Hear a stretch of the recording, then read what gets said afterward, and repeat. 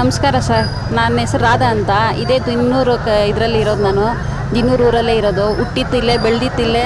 ಮತ್ತು ನಾವು ಮದುವೆ ಆಗಿರೋದು ಇದೇ ಊರುಗಳಿಗೆ. ನಾವು ಒಬ್ಬಳೇ ಅಲ್ಲ, ಸುಮಾರು ಜನ ಹೆಣ್ಮಕ್ಳು ಎಲ್ಲೂ ಬೇರೆ ಕಡೆ ಮದುವೆಗಳಾಗಿಲ್ಲ. ಎಲ್ಲ ಹೆಣ್ಮಕ್ಳು ಇಲ್ಲೇ ಇದ್ದಾರೆ, ಇಲ್ಲೇ ವಾಸ ಮಾಡ್ತಾಯಿದ್ದಾರೆ. ಒಂದೊಂದು ಮನೆಗೆ ಇವಾಗ ನನ್ನ ತಾಯಿಗೆ 9 ಜನ ಮಕ್ಕಳು ಆಯಿತಾ. ಆವಾಗ ನಮ್ಮ ಲಿಂಗಯ್ಯ ಅವರು ತಂದು ಇಲ್ಲಿ ಇಕ್ಕಿತ್ತು ಅಂತ ಅವರು ಕತೆ ಹೇಳ್ತಾಯಿದ್ರು, ಎಲ್ಲ ಅವ್ರ ಸ್ಟೋರಿ ಹೇಳ್ತಾಯಿದ್ರು ನಮಗೆ. ಇಲ್ಲಿ ಹೊಲಗಳು ಎಲ್ಲ ಉಳೋದಕ್ಕೆ ನಮ್ಗೆ 5 ಎಕರೆ ಕೊಟ್ಟಿದ್ರು, 1 ಎಕರೆ ಕೊಟ್ಟಿದ್ದಾರೆ, ಇದರಲ್ಲಿ ನಾವು ಜೀವನ ಮಾಡ್ತಾ ಇರೋದು ಅಂತೆಲ್ಲ ಹೇಳ್ತಾಯಿದ್ರು. ಇವಾಗ ನೋಡಿದ್ರೆ ಏನೂ ಇಲ್ಲ ಅಂತ ಹೇಳ್ಬಿಟ್ಟು ಅರಣ್ಯ ಇಲಾಖೆಯವರು ಬಂದ್ಬಿಟ್ಟು ಇದು ಫಾರೆಸ್ಟ್ ಅಂತ ಹೇಳ್ಬಿಟ್ಟು ಇದು ಮಾಡ್ತಾಯಿದ್ದಾರೆ. ನಾವು ಹುಟ್ಟಿದಾಗಿಂದ ನನಗೆ 43 ವರ್ಷ. ಅವಾಗ ನನ್ನ ತಾಯಿ ತಂದೆ ಅವ್ರು ಬಂದಾಗ, ನನ್ನ ತಾತ ಬಂದಾಗ ಎಷ್ಟು ವರ್ಷ ಇರ್ಬೋದು ಸರ್. ಅದಕ್ಕೋಸ್ಕರ ನಾವು ಇಲ್ಲಿ ಹೋರಾಟ ಮಾಡ್ತಾಯಿದ್ದೀರಿ. ನಮ್ಗೆ ನ್ಯಾಯ ಕೊಡಿಸ್ಬೇಕು. ನಮಗೆ ತುಂಬ ಬಡವರೇ ಇರೋದು ನಾವೆಲ್ಲ. ಇಲ್ಲಿ ಯಾವುದೇ ಬಿಲ್ಡಿಂಗ್ ಕಟ್ಕೊಂಡು ನಾವಿಲ್ಲಿ ಮಜಾ ಮಾಡ್ತಾಯಿಲ್ಲ. ಮತ್ತು ನಾವು ಇಲ್ಲಿ ಉಳುಮೆ ಮಾಡ್ತಾ ಇರೋ ಜಮೀನನ್ನ ಕಿತ್ಕೊಂಡು ನಮಗೆ ಅನ್ಯಾಯ ಮಾಡ್ತಾಯಿದ್ದಾರೆ. ದಯವಿಟ್ಟು ಇದಕ್ಕೆ ನ್ಯಾಯ ಕೊಡಿಸ್ಕೊಡ್ಬೇಕು ಅಂತ ಬೇಡ್ಕೊತಾ ಇದ್ದೀನಿ ಸರ್. ನಾವು ದಿನ್ನೂರಲ್ಲಿ ವಾಸ ಮಾಡ್ತಾ ಇರೋಂಥವರು. ಸುಮಾರು ಒಂದು 75 ವರ್ಷದಿಂದನೂ ನಾವಿಲ್ಲಿ ವಾಸವಾಗಿದ್ದೇವೆ. ಆಗಿನ ಕಾಲದ ಒಂದು DC ಏನಿದ್ರು ಲಿಂಗಯ್ಯವರು, ಅವರು ತಗೊಂಬಂದು ಇಲ್ಲಿ ಊರೇ ಇರಲಿಲ್ಲ ಹೇಳಬೇಕಂತಂದರೆ. ಕಾಡು ಪ್ರದೇಶ, ನಿರ್ಜನ ಪ್ರದೇಶ, ಅಂಥ ಪ್ರದೇಶದಲ್ಲಿ ಎಲ್ಲೋ ಇರೋಂಥವ್ರನ್ನ ಒಂದಷ್ಟು ಜನನ ಕರ್ಕೊಂಬಂದು ಈ ಊರಲ್ಲಿ ನಿಮಗೆ ಜೀವನ ಸಿಗುತ್ತೆ ಬನ್ನಿ ಅಂತ ಕರ್ಕೊಂಬಂದು ಇಲ್ಲಿ ಒಂದು ಕೆಂಪು ಭೂಮಿ ಅಂತ ಒಂದು 4 ಎಕರೆ, ಒಂದು ಕಪ್ಪು ಭೂಮಿ ಅಂತ 1 ಎಕರೆ, ಇಷ್ಟು 5 ಎಕರೆ ಜಮೀನನ್ನು ಕೊಟ್ಟು ಇಲ್ಲಿ ಉಳಿಸಿರ್ತಾರೆ. ಅವರು ಆಗಿನ ಕಾಲದಿಂದನೂ ಗಿಡ ಮರ ಹಳ್ಳ ಕೊಳ್ಳ ಎಲ್ಲ ಒಂದು ಹಸನಾಗಿ ಮಾಡಿ ಇವತ್ತು ಸರ್ಕಾರಕ್ಕೆ ಕಣ್ಣು ಕೆಂಪಗೆ ಕಾಣಿಸೋ ಥರ ಮಾಡಿ ಇರೋದ್ರಿಂದ ಅವ್ರು ಬಂದು ಎಲ್ಲ ಈ ಒಂದು ಭೂಮಿನ ಅರಣ್ಯ ಇಲಾಖೆ ಅರಣ್ಯ ಭೂಮಿ ಅಂತೇಳಿ ಒತ್ತುವರಿ ಮಾಡಿಕೊಂಡು ಇಲ್ಲಿರೋಂಥ ಜನಗಳಿಗೆಲ್ಲರಿಗೂ ತುಂಬ ತೊಂದರೆ ಕೊಡ್ತಾ ಇದ್ದಾರೆ. ಯಾಕಂತಂದರೆ ಈಗ ಒಂದು 80 ವರ್ಷದಿಂದ ಇರೋಂಥವ್ರು ಎಲ್ಲಿ ಹೋಗಬೇಕು? ಸರ್ಕಾರ ಏನು ಮಾಡ್ತಾ ಇದೆ? ಸರ್ಕಾರ ಕಣ್ಣು ಮುಚ್ಕೊಂಡು ಕೂತಿದೆಯಾ? ಎಲ್ಲ ಕಡೆ ಬಡವರಿಗೆಲ್ಲ ಈ ಥರ ಅನ್ಯಾಯ ಮಾಡ್ತಾಯಿದ್ರೆ ನಾವು ಮಕ್ಕಳನ್ನ ಮರಿನ ಎಲ್ಲ ಕರ್ಕೊಂಡು ಎಲ್ಲಿ ಹೋಗಿ ನಾವು ವಾಸ ಮಾಡಬೇಕು? ಇವತ್ತು CM ಸಿದ್ದರಾಮಯ್ಯ ಅವರು ಇರ್ಬೋದು ಅಥವಾ ಉಪಮುಖ್ಯಮಂತ್ರಿ ಅವರು ಇರ್ಬೋದು, ಇಲ್ಲಿ ತನಕನೂ ಯಾವತ್ತು ಎಲ್ಲ ಕಡೆನೂ ಹೋಗಿ ಬರ್ತಾ ಇದ್ದಾರೆ. ಪ್ರತಿಯೊಬ್ಬರು ಮಾತನಾಡ್ತಾ ಇದ್ದಾರೆ. ಒಂದು BJP ಮುಖಂಡರಾದ್ರೂ ಬಂದು ಏನು ನಿಮ್ಮ ಊರಿನ ತೊಂದರೆಗಳಂತ ಕೇಳ್ತಾ ಇದ್ದಾರೆ. ಆದರೆ ಕಾಂಗ್ರೆಸ್ ಪಕ್ಷದವರು ಇಲ್ಲಿ ತನಕ ಯಾರು ಬಂದು ನಮ್ಮ ಕಷ್ಟನ ಒಂದು ಸಾರಿನೂ ಕೇಳಲಿಲ್ಲ. ಅದರಲ್ಲಿ ಇನ್ನೊಂದು ಹೇಳ್ಬೇಕಂತಂದರೆ, ಇದೇ ಅರಣ್ಯ ಇಲಾಖೆಯಲ್ಲಿ ಇರ್ತಕ್ಕಂಥ ಯಾವ ಮಿನಿಸ್ಟ್ರುಗಳು ಅಥವಾ ಯಾರೇ ಆಗಿರ್ಬೋದು, ಆ ಆಫೀಸಲ್ಲಿ ಕೆಲಸ ಮಾಡೋಂಥವರು ಸಹ ಇಲ್ಲಿ ತನಕ ಬಂದು ನಾವು ಅದು ಮಾಡಿದ್ದೀವಿ ಇದು ಮಾಡಿದ್ದೀವಿ, ಏನೋ ಯಾರಿಗೂ ಏನೂ ತೊಂದರೆ ಕೊಟ್ಟಿಲ್ಲ ಅಂತ ಹೇಳ್ತಾ ಇದ್ದಾರೆ. ಬಿಟ್ಟರೆ ಇಲ್ಲಿ ತನಕ ಬಂದು ಯಾರ್ಯಾರಿಗೆ ಏನೇನು ತೊಂದರೆ ಆಗಿದೆ ಅಂತ ಒಂದು ಸಾರಿನೂ ಬಂದು ಯಾರೂ ನೋಡಲಿಲ್ಲ ಸರ್. ಇಷ್ಟೊಂದು ತೊಂದರೆ ಕೊಡ್ತಾ ಇದ್ದಾರಲ್ಲ, ಯಾಕೆ? ಏನು ಮಾಡಬೇಕಂತ ಇದ್ದಾರೆ ಈ ಊರಿನ ಜನಗಳನ್ನ? 5,000 ಜನ ಇದ್ದಾರೆ ಸರ್ ಇವತ್ತು ಹೇಳಬೇಕಂತಂದರೆ. ಇನ್ನೂ ಜಾಸ್ತಿನೇ ಇದ್ದಾರೆ. ಆ ಥರ ಇಷ್ಟು ಜನನ ಎಲ್ಲಿ ಒಕ್ಕಲೆಬ್ಬಿಸ್ಬಿಟ್ಟು ಎಲ್ಲಿ ತೊಗೊಂಡೋಗಿ ಹಾಕಬೇಕು? ಅಥವಾ ನಮ್ಮನ್ನು ಹಾಳು ಮಾಡಬೇಕಂತ ಬಂದಿದ್ದಾರಾ? ದಯವಿಟ್ಟು ಇದಕ್ಕೆಲ್ಲ ಸರ್ಕಾರನೇ ಹೊಣೆ ಅಂತ ನಾವು ಹೇಳೋದಕ್ಕೆ ಇಷ್ಟಪಡ್ತಾ ಇದ್ದೀವಿ ಸರ್. ನಮಸ್ತೆ ಸರ್, ನನ್ನ ಹೆಸರು ಲಕ್ಷ್ಮೀ ಮಂಜುನಾಥ್ ಅಂತ. ನಾವು ಇಲ್ಲಿ ಏನು ಸೇರಿದ್ದೀವಿ, ಇದು ಒಂದು ದಿನ ಅಲ್ಲ, 1283 ದಿನದಿಂದ ಈ ಹೋರಾಟ ನಡೀತಾ ಇದೆ. ಬಟ್ ಯಾವುದೇ ಒಬ್ಬ ಅಧಿಕಾರಿಯಾಗಲಿ ನಿಮ್ಮ ತೊಂದರೆ ಏನು ಅಂತ ಕೇಳ್ತಾ ಇಲ್ಲ. ರೀಸನ್ ನಾವು ಕೇಳಲ್ಲ. ಸೊ ನಾವಿವಾಗ ಹೋರಾಟ ಮಾಡ್ತಾ ಇರೋ ಉದ್ದೇಶ ಇಷ್ಟೇ, ನಮ್ಮ ಭೂಮಿ ನಮ್ಮ ಹಕ್ಕು. ನಾವು ಇವತ್ತಿಂದೆಲ್ಲ, ನಾವು 3 ತಲೆಮಾತ್ರದಿಂದ ಇಲ್ಲೇ ಇರೋದು. ಸೊ ನಿಮ್ಮ ಪ್ರಕಾರ ಬರೋದಾದರೆ ಉಳುವವನೇ ಭೂಮಿ ಒಡೆಯ ಅಂತ ನಿಮ್ಮ ಸರ್ಕಾರ ಇದೆ ಅನ್ನೋವಾಗ, 70 ವರ್ಷದಿಂದ ಇಲ್ಲಿ ಉಳುಮೆ ಮಾಡ್ಕೊಂಡಿರೋ ಜಾಗ ಮಾತ್ರ ನಿಮ್ಮದು ಮತ್ತು ಅರಣ್ಯ ಅಂತ ಹೇಗೆ ಸರ್ ನೀವು ಹೇಳ್ತೀರಾ? ಮತ್ತು ಅರಣ್ಯ ಇಲಾಖೆಯವರಾದ ಈಶ್ವರ್ ಖಂಡ್ರೆ ಅವರು ಇಲ್ಲಿ ಬಂದು ನಾನು ವಿಸಿಟ್ ಮಾಡಿ ನೋಡಿದ್ದೀನಿ, ಅದು ಪಾಳು ಭೂಮಿ ಅಂತಾರೆ. ಅವರು ಇಲ್ಲಿ ವಿಸಿಟ್ ಮಾಡಿರೋ ಒಂದೇ ಒಂದು ಪಿಕ್ ಇದ್ರೆ ತೋರ್ಸೋಕೆ ಹೇಳಿ ಸರ್. ನಮ್ಮ ಮುನ್ಸ್ವಾಮಣ್ಣವ್ರು ಬಂದು ನಮಗೆಲ್ಲ ಸಪೋರ್ಟ್ ಮಾಡ್ತಾ ಇದ್ದಾರೆ.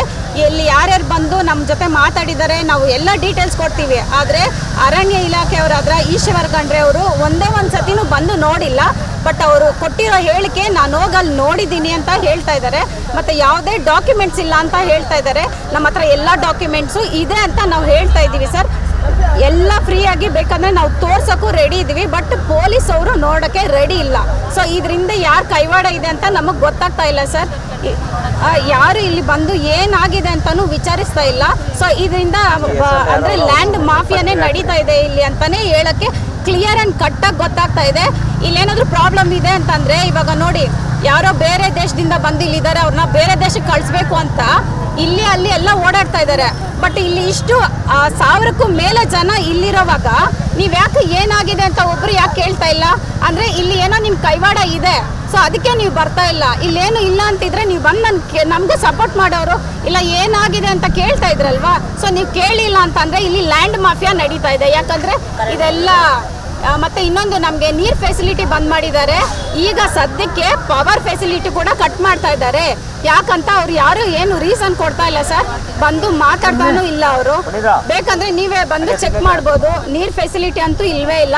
ಸೊ ಇಷ್ಟು ದಿನ ಇಷ್ಟು ಜನ ಏನಾಗಬೇಕು ಅಂತ ನಿಮ್ಮ ಉದ್ದೇಶ ಹೇಳಿ, ನಿಮಗೆ ಬೇಕಾ ಲ್ಯಾಂಡ್ ಇದು ಅಂತ ನಮ್ಮದು ಕ್ವಶನ್ ಸರ್.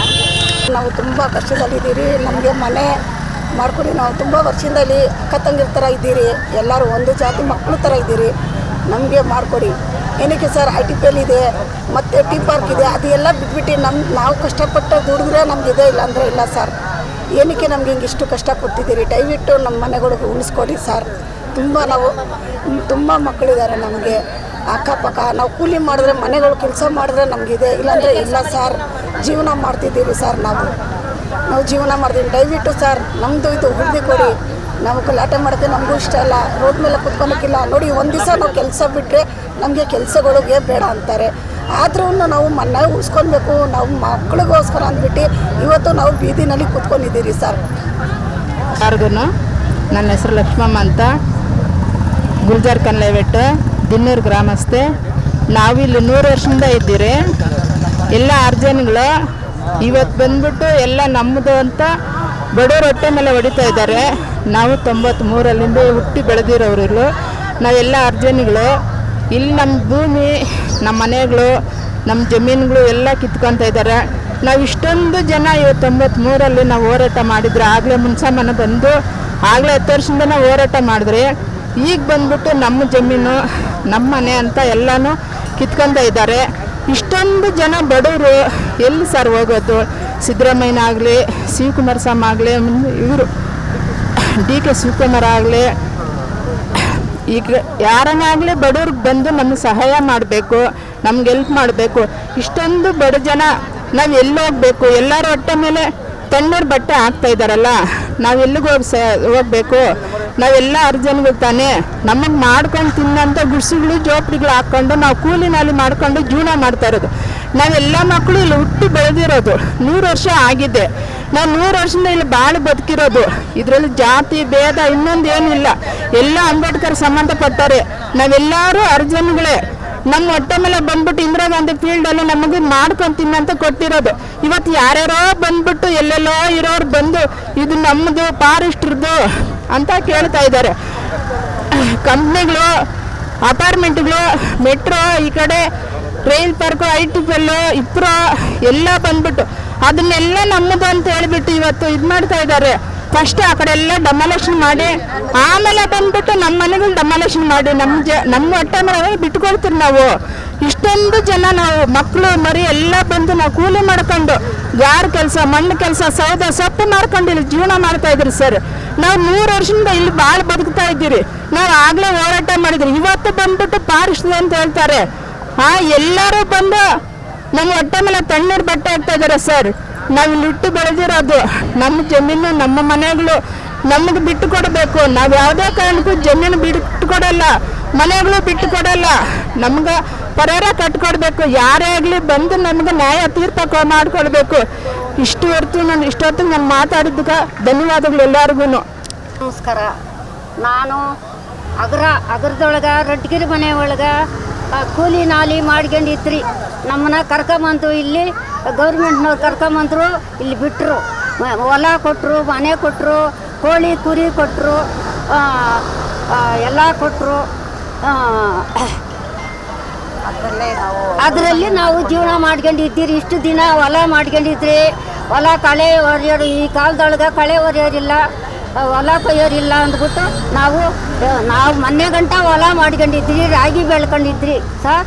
ನಮ್ಗೆ ದಯವಿಟ್ಟು ನೀವು ಹಕ್ಕುಪತ್ರ ಕೊಡಬೇಕು ಸರ್. ಹೊಲಗಲ್ಗೆ ನಾವು ಹುಟ್ಟಿರೋದು ಇಲ್ಲೇ, ನಾನು ಲಗ್ನ ಇಲ್ಲ ಇಲ್ಲೇ, ನಮ್ಗೆ ಲಗ್ನ ಆಗಿತ್ತು ಕೂಡ ಇಲ್ಲೇ. ಸರ್ ನಿಮಗೆಲ್ಲರಿಗೂ ನಮಸ್ಕಾರ.